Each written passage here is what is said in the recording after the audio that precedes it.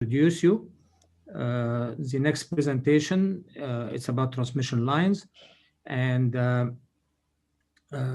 Sara, she manages the Power Canadian Transmission Line Group out of Toronto, Ontario office, and she graduated with a degree in civil engineering, and she has designed high voltage transmission lines for the last 14 years. And her experience include wood, tubular steel, concrete, and lattice steel transmission lines up to 500 kilovolt. And she has led projects all over the US and Canada. So thank you very much for joining us today. And we are looking for your presentation. Thanks very much for having me. I am going to share my screen here. And I hope Jordan's been able to join us as well, but I think the reason that I've been connected with this group is that Jordan Dijak, who graduated from Western, graduated from his master's a year ago, started working for Power Engineers last summer, and thought that we had some interesting things to bring to this group. So I'll also mention that I graduated with a civil bachelor's with a structural focus, and I thought that I would be designing high-rise buildings or bridges, but I kind of fell into the transmission line industry, and it's something that we don't hear a lot about as civil structurals, but really cool industry, lots of really unique projects. So happy to share that with you.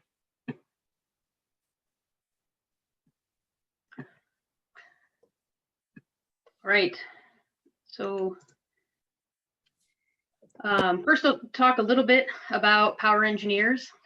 I've been with Power since I graduated 14 years ago, and this is my my 6th office now in Toronto.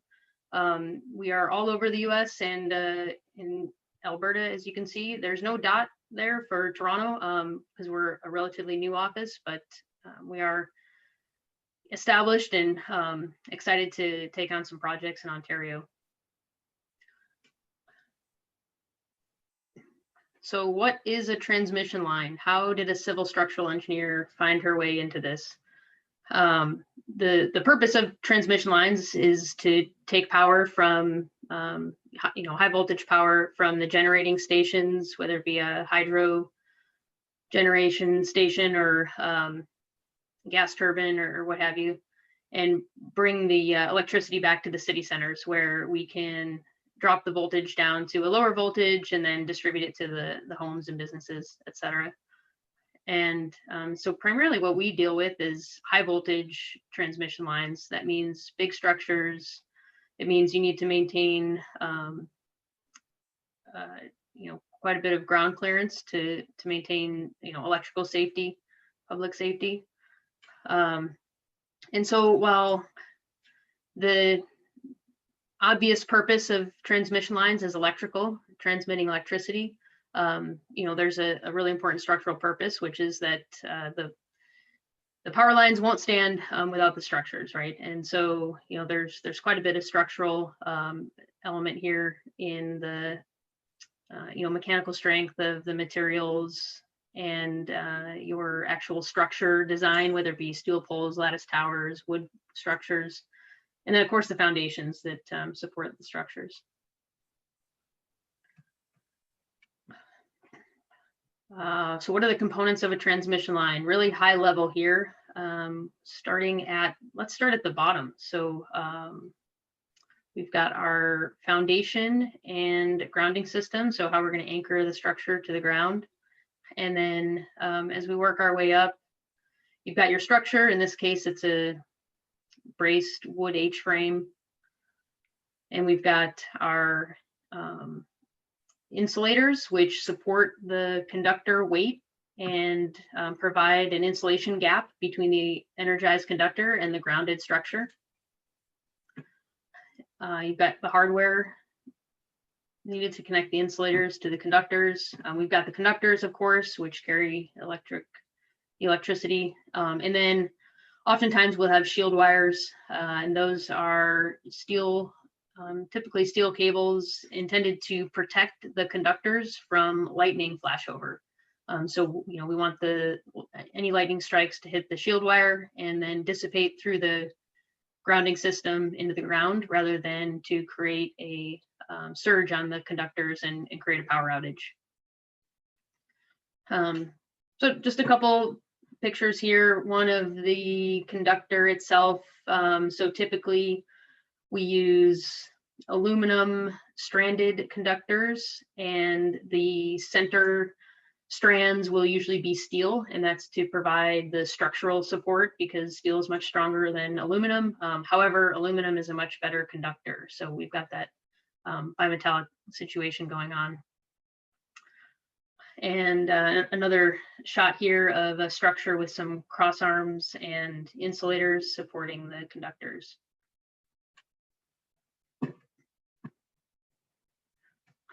Here's a few more photos of structures. One of the things that I love about transmission line engineering is that almost every project you're dealing with a unique terrain or structures or you know, insulator configurations. So there's a lot of problem solving here. And so, you know, these first two on the left represent single circuit. So you need 3 phases per electrical circuit. The one on the right here is double circuit. You've got 1 circuit on the left side of the structure and another on the right side. This single masted lattice tower in the middle will have to be guyed with steel cables to support it so that it doesn't topple over.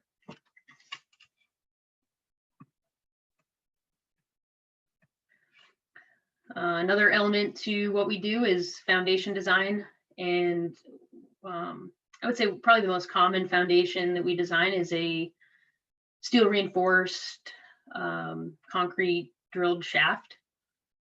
So, you know, that the shaft will be drilled out, and then we place a rebar cage in the hole and then pour concrete, usually using like a trimmy tube. And then you'll embed anchor bolts into that foundation, and the structure is bolted to the anchor bolts, which have a, you know, the required development length to secure the structure to the foundation.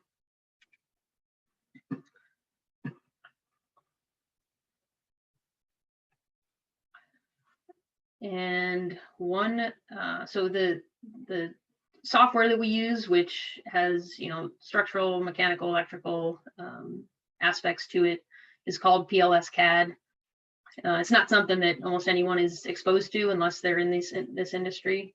And we've got the ability to model the structures and wires and all the insulators and hardware, and assign, you know, strength properties to everything. And then, you know, ultimately we can run a finite element analysis of the entire system, which gets to be pretty interesting because, you know, especially if you've got flexible structures, you know, a deflection on one structure can have a big impact on structures, you know, several spans away.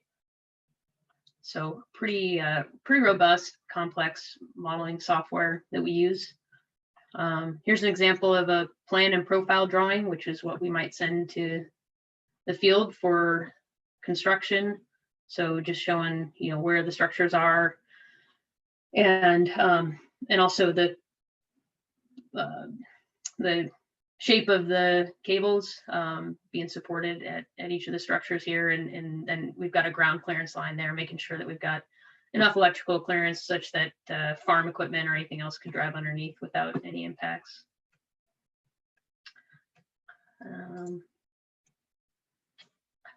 And then last element I'll talk about before we get into our case study, conductors. And so that's, you know, that's the whole purpose of these structures, right? And it's been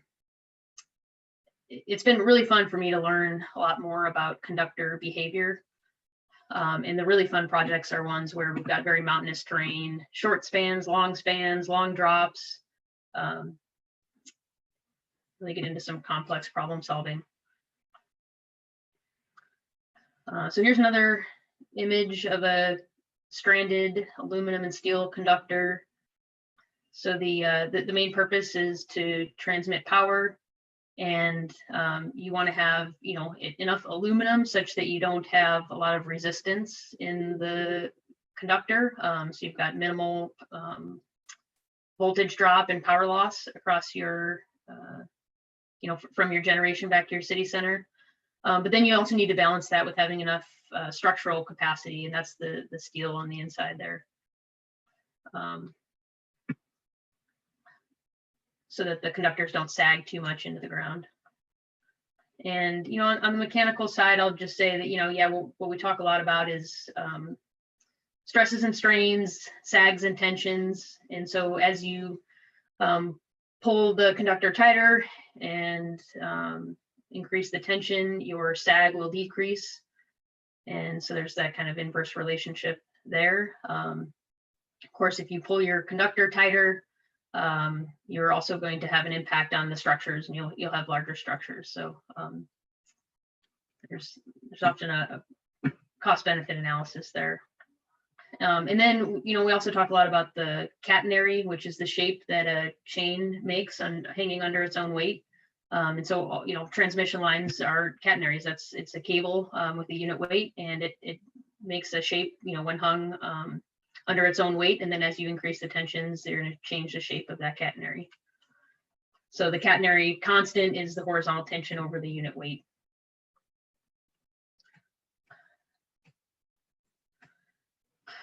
Okay, I am going to talk a little bit about a pretty cool project that Jordan and I were involved with recently. I can't say that this is an everyday experience at Power Engineers or in the transmission line industry, but I think it's pretty interesting, and thought you guys might like to hear about it. So we were asked to help design a long span crossing of a volcano. And the purpose was so that Nick Walenda, who's a tightrope walker and a daredevil, could walk across the volcano. And it was also made for like an ABC television special. So, pretty unique project. However, it wasn't the first time we'd done this. So we actually contributed to a crossing of Niagara Falls in 2012. And here's Nick on that crossing over the falls, over the brink of the falls.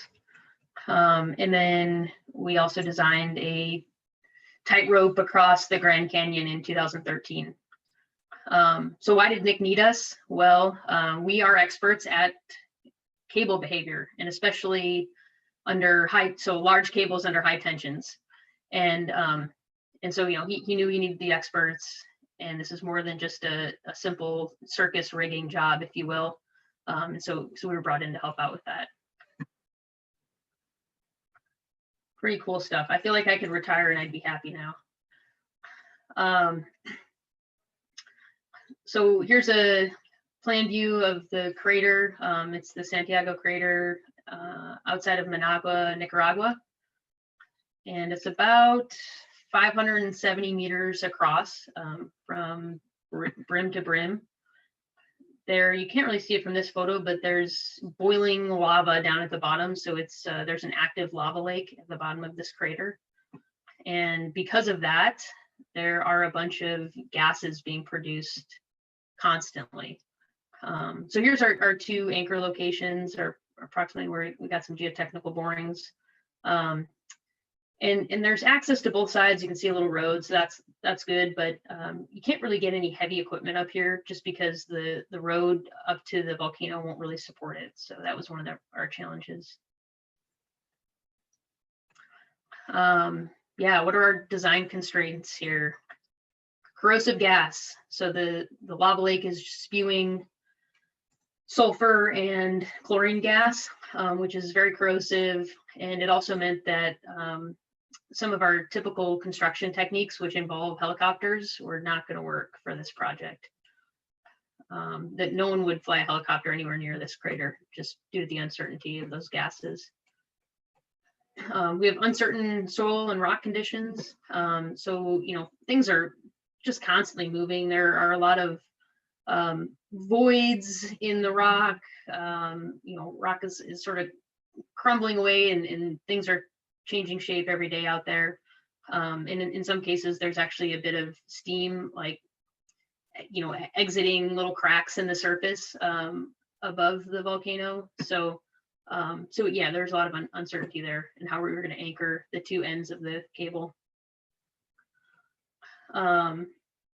We're using a smaller cable than we did in those other two scenarios. So we used a big 2.5-inch wire rope for the other two crossings, and there's just the weight of the cable itself provides some dampening of movement, but with a smaller cable, we were going to have to stabilize the cable in a different way so that Nick wouldn't feel that movement while he was walking.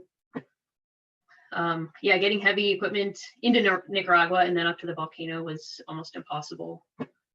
And then we had to find a contractor to do the work. So fortunately, we did find a contractor who's interested out of Costa Rica. But there's the mouth of the volcano. You can kind of see down here that there's a little lava lake. So it was active the whole time we were out there.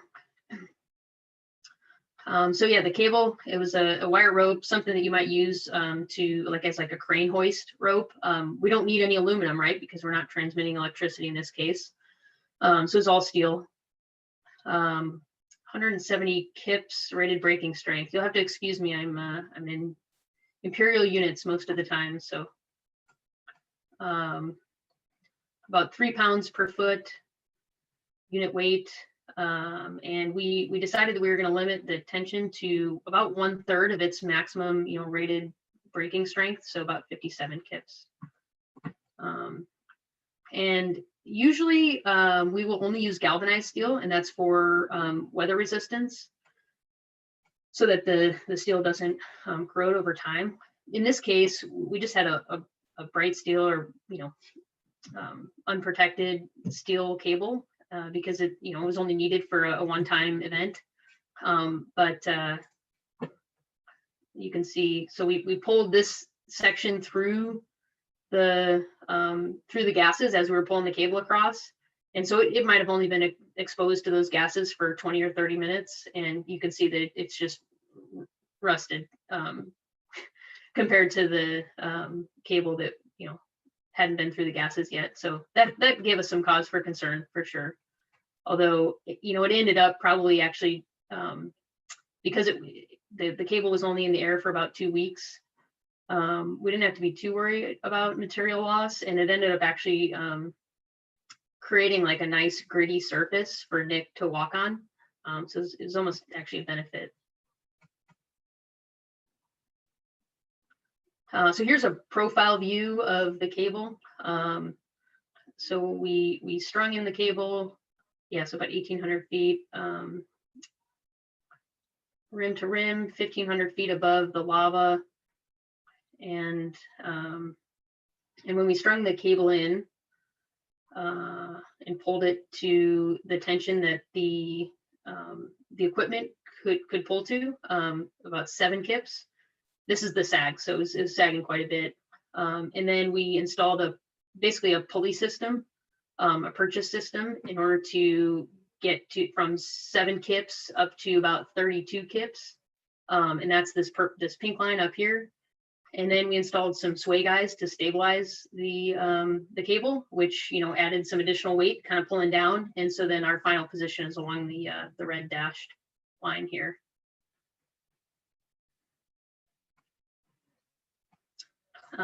Quickly, because I want time for any questions. So our foundation system, we decided to use micropiles, and so the contractor drilled with a sacrificial bit attached to a hollow bar, and we just needed to make sure that they got at least 13 feet of good rocks, and then they can fill the hole from the bottom. So that they'll just pump grout through the bottom of the hollow bar micropile and then fill up to the surface. Each micropile was pull tested to 75 kips, or 5 times the maximum cable tension.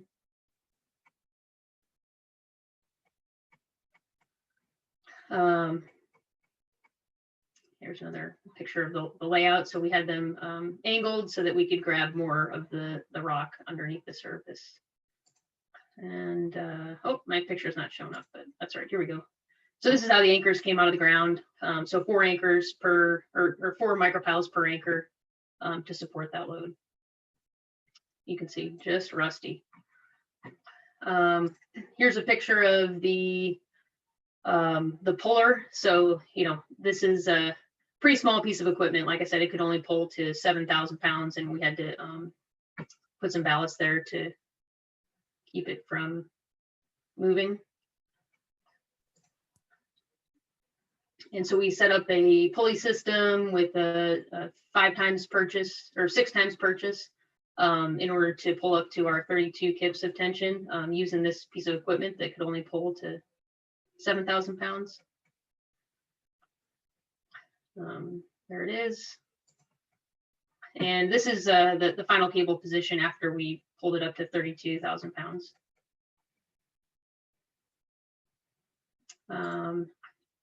Here's a image of, so once we got the cable pulled into that 32,000 pounds, we then dropped 52 pairs of what we call sway guys, or, you know, small 1/8 inch, or sorry, 1/4 inch thick steel cable, anchored to rocks in the bottom of the crater here, and some were anchored to the side. And yeah, so tension to about 200 pounds for these horizontal anchors and about 100 pounds for the vertical ones. So that added some additional weight or load to the cable. And here's another photo. This is as they were putting the sway guys on, so it's not fully to its final position yet. There's a picture of the parking lot there that you can see from the aerial. So I think we've just got a few minutes left, and I thought I would welcome any questions about power engineers, transmission lines, volcano tight ropes. Thank you very much. I think we can first let the audience ask questions if they want to unmute themselves and ask. Elvis, did you have any questions? Hi, thank you for presenting. I was just wondering, do you guys at Power Engineering, do you guys do all of the design work, like with respect to the geotechnical, the structural, the electrical, the mechanical of the power lines that you guys design, or only portions and then other portions are kind of contracted out for other consultants? Sure. So we do all the design and engineering. There's kind of a wide breadth of design elements that we get involved with, and so, you know, for some of the electrical topics, that's not my forte, but we've got folks at the company who, you know, can do electrical studies.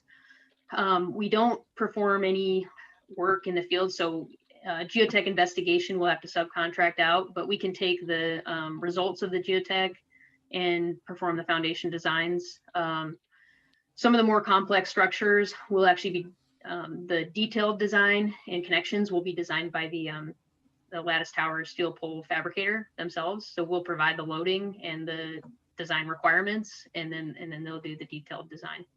But yeah, for the most part, we're doing, you know, all those elements of the transmission line design. Thank you. Hi, I just have a question. I already posted one in the chat. I also have so the first question I have is when you're modeling the steel cables and the lattice towers, what kinds of finite element models do you usually develop? I'm a structural student, and we're covering finite element analysis, and we've been taught so far line elements, and we had a brief introduction to what shell elements are. Could you explain a little bit more how that's done? So are you talking the software in particular, or? Yes. Yeah. So the software program PLSCAD that I mentioned is a full suite of software programs. It includes, you know, a module called PLS Tower, PLS Pole, SAP's finite element, which really does like cable systems. And so we can model in those softwares and run finite element analyses of the structures. I've also used like STAAD Pro for certain foundation and base plate analysis that couldn't be done in our softwares. So I think, yeah, the limitations of the PLSCAD software suite are really detailed connections, and that's why we typically send those out. But in terms of the structure performance itself, or just modeling lattice tower members, yeah, we can do that all within the PLSCAD software. I see. And another question I have is, in terms of the sag of the cables, when you're designing them, how do you, I know that you had mentioned in the presentation that the tension cables, like increasing the tension can reduce the sag. Just from a design perspective though, how do you balance, ensuring that the sag of the cables is minimized, but also balancing the demands from, the electrical engineer, like what the electrical engineers want in the design? Right. So there's well, the most important aspect of the transmission line design is the conductor. That's where everything else is dictated by the size of conductor that we're using. And so typically there's an electrical study that happens very early on to select a conductor size.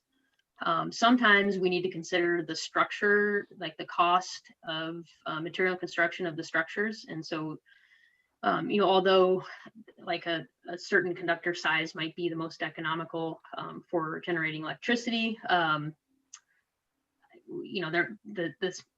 structure design might factor in and lead to a different selection. One criteria that we use in terms of like tensions, so if you pull a conductor too tight, there will be small vibrations, and just due to like a lamellar moderate wind speed, and so we usually try to limit the conductor tension to about 20% of its ultimate strength under an everyday condition with some wind, in order to prevent that high tension vibration. And so that's usually one of our primary considerations when we're trying to determine where do we start in terms of our sags and tensions. Thank you very much. I have a question and comment. We have done a lot of work at Western for Manitoba Hydro and Hydro One, looking for the effect of tornadoes and downburst on transmission lines. And we have done a lot of testing at the wind tunnel and Windy. Is that something, and recently our work has been incorporated in the ASCE. So do you have a concern about those high intensity wind effects? Do you see that in view of the increase that we see recently, maybe associated with climate change? Do you have any experience with that? Yeah, I think we may see some changes. Typically you can't necessarily design all of your structures for these extreme weather events because you would just be way over designed, and it's hard to justify that back to the ratepayers, all of us paying for electricity. And so one thing we'll do is just install anti-cascade structures. So we want to make sure if there is a tornado and it takes out 2 structures, that doesn't have the effect or the impact of then eliminating 10 other structures in either direction, right? So preventing cascading failures. But typically we don't design for extreme events like that. What I have seen, and I'm seeing more of, is like extreme wind zones. So a utility will look at their service area and say, we want to identify where the problem areas are, and we'll maybe design the structures in that area for higher wind speeds or maybe some downburst loading, but not make that decision across the entire system. So I think that's what I'm seeing more of is just a better understanding of each utility's system and some higher loading zones, rather than redesigning all of their structure families across the board. Yeah, sure. But Thank yeah, you. yeah, and I mean, the electric utility is slow to adopt to, you know, changing any changes really. But it's something that we're trying to help our clients with in terms of identifying their where we need to design for higher wind speeds and things. And I think we've actually worked with a professor there at Western. I'll have to recall his name, out of our one of our Idaho offices. So yeah, I mean, I know you guys are on the forefront in terms of the wind tunnel and a lot of wind studies. Yeah, and the ASE 74, it appeared in Yeah. Recently, and it has a lot of provisions for tornado and downburst. Right. So hopefully this will be beneficial to the industry. Yeah. Did you have any involvement with the update to that manual? Yeah, I actually served on this committee. Oh, great. And it came out of my research group. All Yeah. this work. I can send you a lot of papers that we have published on this subject. Yeah. Yeah, absolutely. I mean, we're just still wrapping our heads around the updates and how that's going to impact our Sure. designs. Yeah. Yeah. No, I can send you Exciting. some stuff about that. Yeah. Lot of development. Yeah. Yeah, I'd be very interested. Yeah. Thank you. All right, thank you very much, Sara. We have a few other questions, but unfortunately, our time is over, and I encourage everyone who has any question to possibly contact you directly and ask their questions. Thank you again for your very interesting talk. Really appreciate that. And by this, I think we can end this session. Thank you.